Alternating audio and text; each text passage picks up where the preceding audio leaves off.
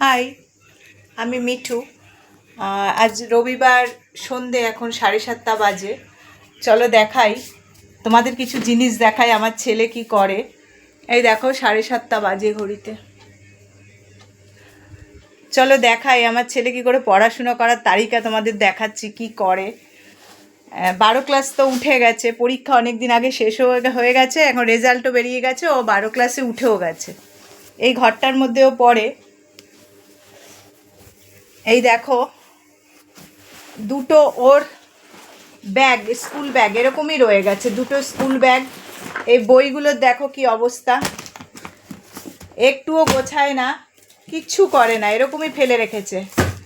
আমিও করব না বলে ঠিক করেছি যে করব না, কিন্তু সে তো হচ্ছে না। আমি এখন 7:30 এসছি, ওর বই খাতা গুছিয়ে দেব, নতুন করে আবার পড়াশুনো শুরু করবে। তো এই একটা ছোট খাট আছে, এই খাটটার ওপরে পড়াশুনো করে।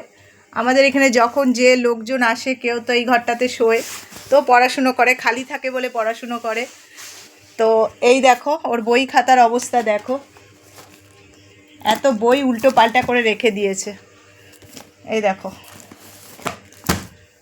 তাহলে চলো আমি এখন বই গোছাতে থাকি, পরে আবার দেখা করছি। শুভরাত্রি, টাটা।